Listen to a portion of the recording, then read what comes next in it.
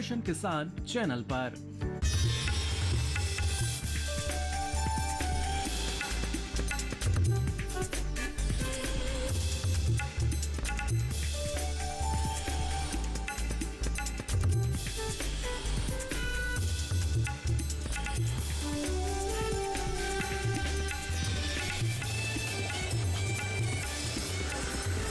DD किसान, बदलते भारत की शान।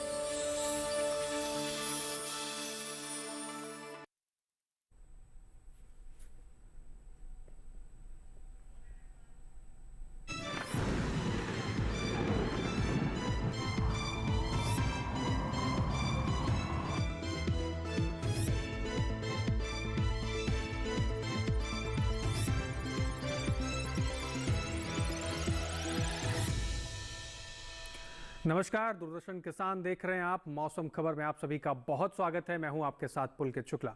मौसम खबर में हम जानेंगे कहां होगी बारिश, कहां कैसा रहेगा तापमान का हाल, वायु गुणवत्ता की कैसी रहेगी स्थिति, पर्यटन स्थलों पर कैसा रहेगा मौसम, इन सभी चीज़ों को जानेंगे। लेकिन सबसे पहले हम रुख करेंगे बड़ी खबरों का।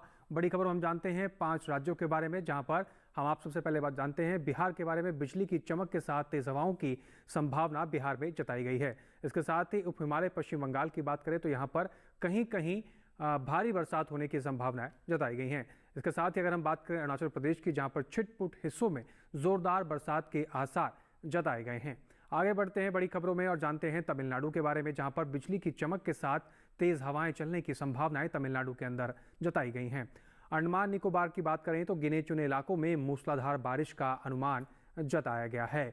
इसके साथ ही 5 बड़ी खबरें हुई। आगे बढ़ेंगे, मौसम अलर्ट के बारे में जानेंगे। मौसम अलर्ट में हम जानते हैं कि किन राज्यों को लेकर क्या अलर्ट जारी किया गया है, कौन से राज्य में क्या अलर्ट है, कहां आपको सावधान रहना है, किस राज्य के लिए कुछ चेतावनी जारी की गई है और किन राज्यों के लिए कोई चेतावनी जारी नहीं की गई है। आप मेरे पीछे भारत का नक्शा देख रहे हैं, इसमें अलग अलग रंगों से अलग अलग राज्यों को दर्शाया गया। तो सबसे पहले नजर डालते हैं चेतावनी वाले राज्यों पर, जहां पर असम, मेघालय, अरुणाचल प्रदेश, उप हिमालय पश्चिम बंगाल, सिक्किम और पश्चिम बंगाल की बात करें तो यहाँ पर आपको सावधान रहने की ज़रूरत है। यहाँ पर आपको सावधान रहना है, यहाँ पर अच्छी खासी बारिश देखने को मिल सकती है। साथ ही साथ बिहार और झारखंड की बात करें तो बिहार झारखंड में तेज हवाओं के साथ मूसलाधार बारिश देखने को मिल सकती है, तो यहाँ पर आपको नज़र बनाए रखनी है। मिजोरम, त्रिपुरा, मणिपुर, नागालैंड की बात करें तो यहाँ पर बारिश होने की संभावना है, तो यहाँ पर भी आपको नज़र बना के रखनी है। यहाँ पर भी आपको चेतावनी जारी की गई है। झारखंड, गांगे पश्चिम बंगाल, छत्तीसगढ़ की बात करें तो यहाँ पर भी तेज हवाओं के साथ भारी बारिश देखने को मिलेगी, यहाँ पर आपको नजर बना के रखनी है। साथ ही साथ अंडमान और निकोबार की बात करें तो यहाँ पर भी बरसात होगी, यहाँ पर भी आपको नजर बनाए रखनी है। लेकिन तमिलनाडु, केरल, पुडुचेरी, तटीय आंध्र प्रदेश की बात करें तो यहाँ पर तेज हवाओं के साथ भारी बरसात देखने को मिल सकती है। आगे बढ़ते हैं, मौसम पूर्वानुमान के बारे में जानते हैं, यानी कि आने वाले 24 से 48 घंटों में कहाँ कम बरसेंगे बादल और कहाँ भारी बरसात देखने को मिल सकती है। तो सबसे पहले बात करते हैं लद्दाख, लेह, जम्मू कश्मीर, श्रीनगर, हिमाचल प्रदेश, पंजाब, चंडीगढ़, उत्तराखंड, पश्चिमी उत्तर प्रदेश, हरियाणा, दिल्ली और साथ ही साथ गिलगित की बात करें तो यहाँ पर बरसात आने वाले 24 से 48 घंटों में फिलहाल नहीं जताई गई है, यानी कि इन राज्यों के अंदर आने वाले 24 से 48 घंटों में बरसात नहीं देखने को मिलेगी। पूर्वी उत्तर प्रदेश की बात करें तो यहाँ पर कहीं कहीं बारिश देखने को मिल सकती है, तो पूर्वी उत्तर प्रदेश को लेकर कहीं कहीं बारिश के अनुमान जताए गए हैं। पूर्वोत्तर राज्यों पर नजर डालिए, असम, मेघालय, नागालैंड, मणिपुर, मिजोरम, त्रिपुरा, अरुणाचल प्रदेश, उप हिमालय पश्चिम बंगाल और सिक्किम, गांगे पश्चिम बंगाल, यहाँ पर अधिकतर जगह बरसात होने के अनुमान है। साथ ही साथ उड़ीसा की बात करें तो कई जगह बरसात होने के अनुमान है। बिहार और झारखंड की बात करें तो यहाँ पर अनेक स्थानों पर बारिश होने की संभावना है। साथ ही साथ अंडमान और निकोबार पर नजर डालिए, यहाँ पर अधिकतर जगह बरसात होने की संभावना है। इसके बाद अगर हम बात करें तमिलनाडु, बीती दक्षिण कर्नाटक, रायलसीमा, बीती उत्तर कर्नाटक, पुडुचेरी की बात करें तो यहाँ पर कहीं कहीं बारिश होने की संभावना जताई गई है। लेकिन केरल की अगर हम बात करें तो अनेक स्थानों पर बारिश होने की संभावना यहाँ पर जताई गई है। मैदानी इलाकों में नजर डालिए, जहां पर पूर्वी मध्य प्रदेश की बात करें तो यहां पर कहीं कहीं बारिश हो सकती है। छत्तीसगढ़ की अगर हम बात करें तो यहां पर कई जगह बरसात होने के अनुमान है। लेकिन पश्चिमी मध्य प्रदेश, पूर्वी राजस्थान, पश्चिमी राजस्थान, मराठवाड़ा, मध्य महाराष्ट्र, विदर्भ की बात करें तो यहां पर बरसात नहीं है। लेकिन कोंकण और गोवा पर नजर डालिए तो यहां पर कहीं कहीं बारिश होने के अनुमान है। सौराष्ट्र और कच्छ की बात करें तो वहां पर भी बरसात होने के अनुमान नहीं है। बात करते हैं मौसम की चाल की, यानी कि पिछले 24 घंटे में कहां कहां बारिश हुई है, नजर डालते हैं। उत्तराखंड में और पूर्वी उत्तर प्रदेश की बात करें तो पिछले 24 घंटे में इन दोनों राज्यों के अंदर बारिश देखने को मिली है। यानी कि पूर्वी उत्तर प्रदेश और उत्तराखंड में पिछले 24 घंटे में मौसम की जो चाल थी वो यानी कि बारिश की देखी गई थी। अब इसके साथ ही आगे बढ़ेंगे और बात करेंगे उत्तराखंड पूर्वी उत्तर प्रदेश के बाद अलग राज्यों की। जैसे हम अब आपको बता रहे हैं कि कितने राज्य हैं जहाँ पर पिछले 24 घंटे में बारिश देखने को मिली है। तो यहाँ पर हम बात करते हैं अगर बिहार की, झारखंड की, उड़ीसा की या गांगे पश्चिम बंगाल की, उप हिमालय पश्चिम बंगाल और सिक्किम की, मेघालय की या पूर्वोत्तर राज्यों पे असम, नागालैंड, मणिपुर, मिजोरम, त्रिपुरा, अरुणाचल प्रदेश की। तो यहाँ पर पिछले 24 घंटे में इन सभी पूर्वोत्तर राज्यों में बारिश देखने को मिली है। इसके बाद दक्षिण भारत पर नजर डालिए। सबसे पहले अंडमान और निकोबार की बात करते हैं तो यहाँ पर पिछले 24 घंटे में बारिश देखने को मिली है। तटीय आंध्र प्रदेश, तेलंगाना, रायलसीमा, तमिलनाडु, पुडुचेरी, केरल और साथ ही साथ लक्षद्वीप की बात करें तो यहाँ पर पिछले 24 घंटे में बारिश देखने को मिली है। भीतरी उत्तर कर्नाटक, भीतरी दक्षिण कर्नाटक में भी पिछले 24 घंटे में बारिश देखने को मिली है। मैदानी इलाकों की बात करते हैं, पूर्वी मध्य प्रदेश, छत्तीसगढ़ और विदर्भ की बात करें तो यहाँ पर पिछले 24 घंटे में बारिश देखने को मिली है। साथ ही साथ मध्य महाराष्ट्र, कोंकण और गोवा की बात करें तो यहाँ पर भी पिछले 24 घंटे में बारिश देखने को मिली है। तो इन राज्यों के अंदर पिछले 24 घंटे में जो मौसम की चाल रही है वो यानी कि बारिश की रही है। पिछले 24 घंटे में यहाँ पर बारिश देखने को मिली है। मौसम खबर में आगे बढ़ेंगे, लेकिन यहाँ पर वक्त हो गया एक छोटे से ब्रेक का। कहीं मत जाइए, बने रहिए दूरदर्शन किसान के साथ।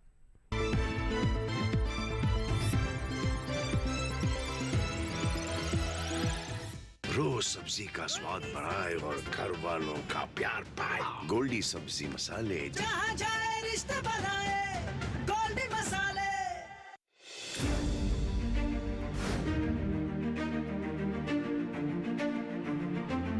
फसलों के भाव से लेकर उनकी आवक तक, पैदावार से लेकर बुआई के क्षेत्रफल तक, आयात से लेकर निर्यात तक,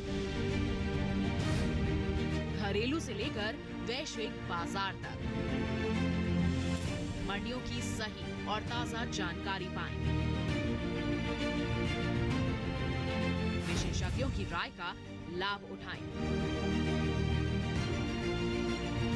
देखिए मंडी खबर सोमवार से शनिवार शाम 5 बजे सिर्फ दूरदर्शन किसान पर।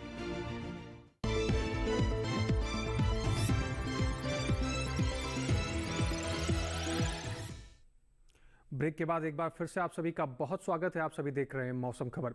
मौसम खबर में हम आगे बढ़ेंगे और जानेंगे कि देश के अलग अलग राज्यों में तापमान की क्या कुछ स्थिति दर्ज की गई, किस राज्य में अधिकतम तापमान क्या रहा और किस राज्य में न्यूनतम तापमान का हाल क्या रहा। तो चलिए शुरुआत करते हैं और जानते हैं तापमान का हाल। सबसे पहले अधिकतम तापमान की बात करें तो पंजाब और साथ ही साथ चंडीगढ़ की बात करें तो अधिकतम तापमान यहाँ पर 1 से 3 डिग्री सेल्सियस सामान्य से ज़्यादा दर्ज किया गया है।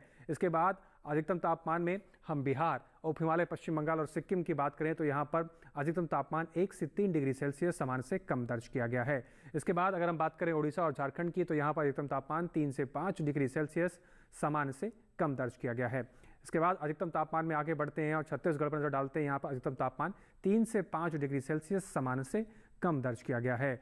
अधिकतम तापमान में अगला राज्य है तेलंगाना का। यहाँ पर अधिकतम तापमान 1 से 3 डिग्री सेल्सियस सामान्य से ज़्यादा दर्ज किया गया है। अधिकतम तापमान में आगे बढ़ते हैं और जानते हैं पूर्वी राजस्थान का हाल। यहाँ पर अधिकतम तापमान 1 से 3 डिग्री सेल्सियस सामान्य से ज़्यादा दर्ज किया गया है।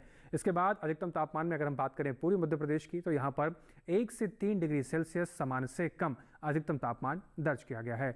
इसके साथ ही अगर हम बात करें देश में सबसे अधिक तापमान की तो पश्चिमी राजस्थान के जैसलमेर में दर्ज किया गया, जो कि 39.7 डिग्री सेल्सियस अधिकतम तापमान पूरे देश में दर्ज किया गया है। तो देश में सबसे अधिक तापमान यहाँ पर दर्ज किया गया था। इसके बाद न्यूनतम तापमान की बात करते हैं, जहाँ पर हिमाचल प्रदेश और उत्तराखंड की बात करें तो यहाँ पर न्यूनतम तापमान 1 से 3 डिग्री सेल्सियस सामान्य से ज़्यादा दर्ज किया गया है। इसके बाद न्यूनतम तापमान में आगे बढ़ते हैं, पूर्वोत्तर राज्यों में डालते हैं अरुणाचल प्रदेश, असम, नागालैंड, मणिपुर, मिजोरम, त्रिपुरा, मेघालय। न्यूनतम तापमान 1 से 3 डिग्री सेल्सियस सामान्य से इन राज्यों के अंदर ज़्यादा दर्ज किया गया है। इसके बाद तटीय आंध्र प्रदेश में नजर डालिए। यहाँ पर न्यूनतम तापमान 3 से 5 डिग्री सेल्सियस सामान्य से ज़्यादा दर्ज किया गया है। इसके बाद अगर हम बात करें तमिलनाडु और पुडुचेरी की तो यहाँ पर न्यूनतम तापमान 1 से 3 डिग्री सेल्सियस सामान्य से ज़्यादा दर्ज किया गया है। न्यूनतम तापमान में आगे बढ़ते हैं और जानते हैं सबसे कम तापमान जो कि पश्चिमी राजस्थान के सीकर में दर्ज किया गया 14.5 डिग्री सेल्सियस। देश में सबसे कम तापमान सीकर में दर्ज किया गया है। अब इसके साथ ही देश के अन्य राज्यों में तापमान की स्थिति क्या रही, आइए नजर डाल लेते हैं।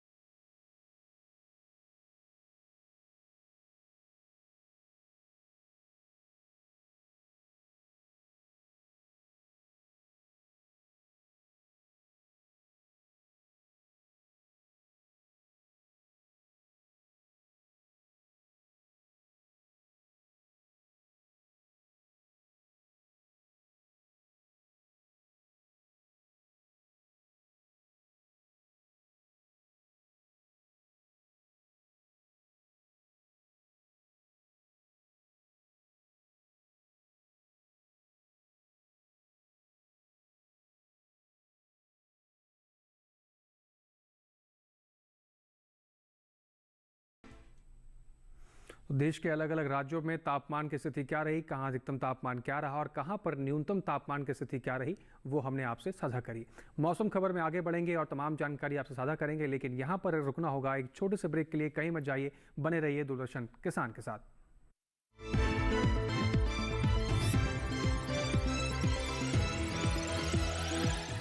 रोज सब्जी का स्वाद बढ़ाए और घर वालों का प्यार पाए। गोल्डी सब्जी मसाले। जहाँ जाए रिश्ते बनाए गोल्डी मसाले।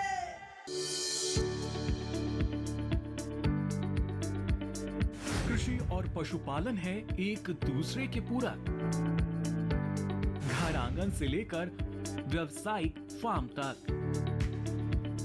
मुर्गी पालन से लेकर रेगिस्तान के जहाज तक।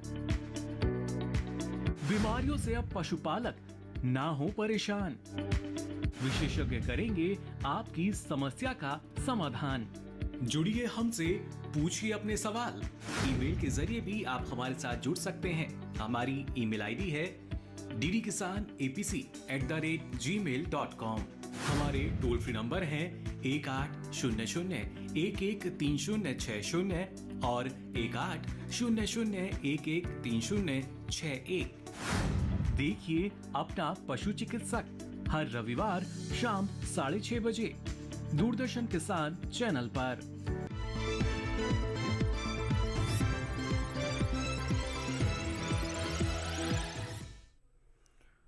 ब्रेक के बाद एक बार फिर से आप सभी का बहुत स्वागत है। आप सभी देख रहे हैं मौसम खबर। मौसम खबर में हम आगे बढ़ेंगे और जानेंगे कि देश के अलग अलग राज्यों में वायु गुणवत्ता की स्थिति क्या रही, कौन से राज्यों में वायु गुणवत्ता का हाल किस श्रेणी में दर्ज किया गया है। तो चलिए शुरुआत करते हैं और जानते हैं वायु गुणवत्ता का हाल।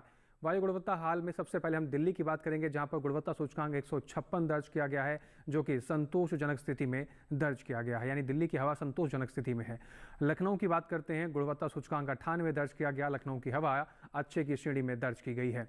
आगे बढ़ते हैं, लखनऊ के बाद पटना की बात करते हैं। पटना में गुणवत्ता सूचकांक 58 दर्ज किया गया है। पटना की हवा भी अच्छे की श्रेणी में दर्ज की गई है।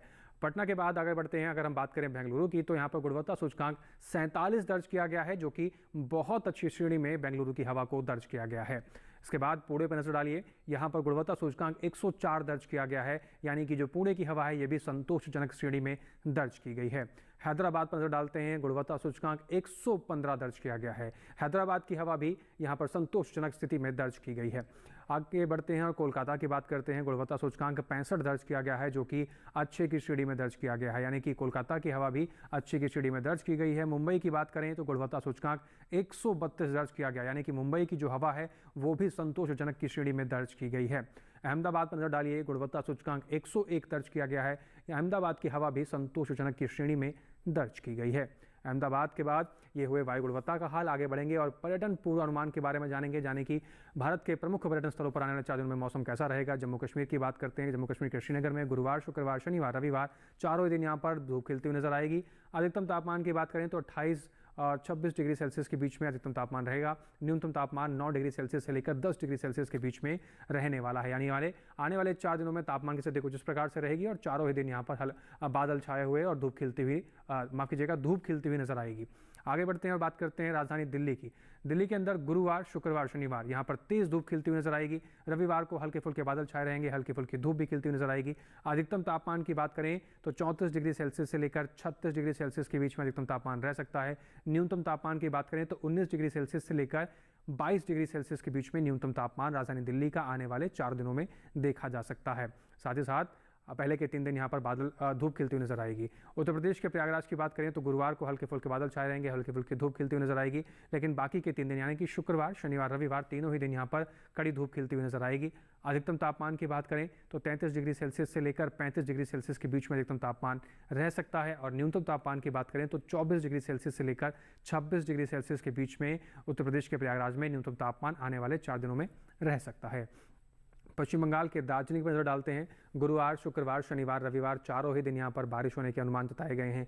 अधिकतम तापमान की बात करें तो 20 डिग्री सेल्सियस से लेकर 22 डिग्री सेल्सियस के बीच में आने वाले 4 दिनों में अधिकतम तापमान जा सकता है। न्यूनतम तापमान की बात करें तो 15 डिग्री सेल्सियस से लेकर 16 डिग्री सेल्सियस के बीच में न्यूनतम तापमान दार्जिलिंग का आने वाले 4 दिन में रह सकता है। साथ ही साथ चारों ही दिन यहाँ पर बारिश होने के अनुमान भी जताए गए हैं।